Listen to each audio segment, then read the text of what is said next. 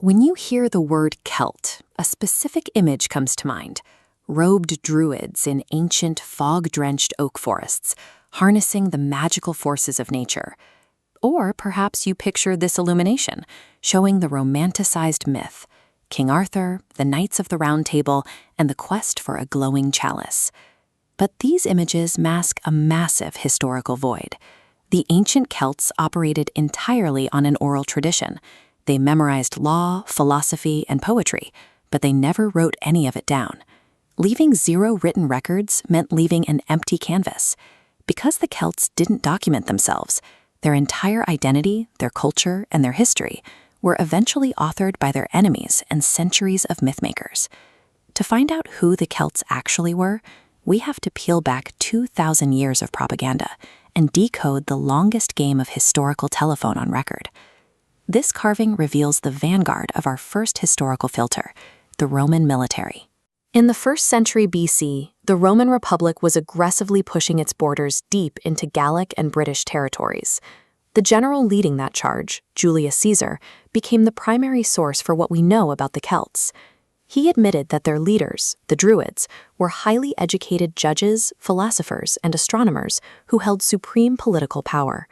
But Caesar's accounts quickly pivot to the macabre. He reported blood-drenched altars and massive wooden effigies packed with human victims and set completely ablaze.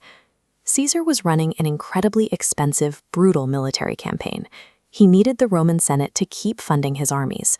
Painting the Celts as terrifying, bloodthirsty savages was a highly effective way to guarantee that political and financial support.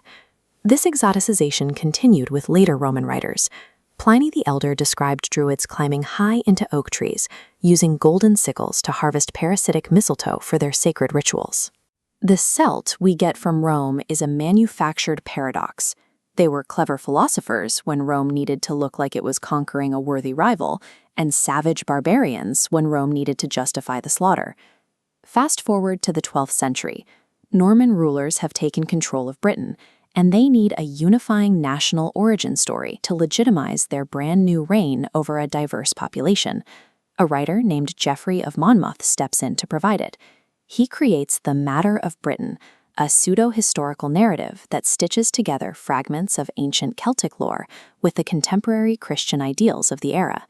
In this illumination, you can see the result. Actual, muddy Iron Age warlords are rebranded into King Arthur and his chivalric knights, dressed in gleaming medieval armor around a polished table. The Druids suffer a similar fate. A complex, highly educated judicial and political class is boiled down into a single archetype: the solitary, magical wizard, which we now know as Merlin. This medieval filter worked flawlessly. It overwrote the reality of the Celtic civilization, permanently replacing a breathing society with a highly romanticized fiction. To bypass both the Roman propaganda and the medieval romance, we have to look directly at what they left in the soil. This photograph shows massive concentric circular earthworks, revealing the staggering scale of Celtic civic engineering. The archaeological data reveals that the Celts were a deeply settled economic and technological powerhouse, driven by advanced agricultural systems. This diagram compares Roman technology with Celtic innovation. The Celts invented a heavy-wheeled plow fitted with a mobile iron blade called a coulter. While the Roman wooden plow struggled, the Celtic iron coulter easily sliced right through dense, heavy northern European soil. They didn't stop there. To clear the massive fields of grain they were producing, they invented the Messor, the world's first mechanical harvesting machine, using metal teeth to tear the ears of grain straight from the stalks. To protect these massive crop surpluses, they engineered sophisticated underground silos. By sealing their grain in deep chalk pits, they intentionally deprived the space of oxygen, creating a sterile environment that kept the food perfectly preserved. The physical evidence left in the ground leaves no room for the wild barbarian myth propagated by Rome. You don't build mechanized harvesters and oxygen-deprived silos unless you are a highly organized, permanently settled society. The ancient Celts were a complex Iron Age civilization, driven by expert farmers, brilliant engineers, and an elite, educated Druidic governing class. Today, modern academia understands Celticity not as some magical bloodline of forest mystics, but as a deeply resilient linguistic and cultural identity that spanned across Europe. History is famously written by the victors, but the undeniable truth of a civilization's capability is eventually found in the physical evidence they leave behind in the dirt.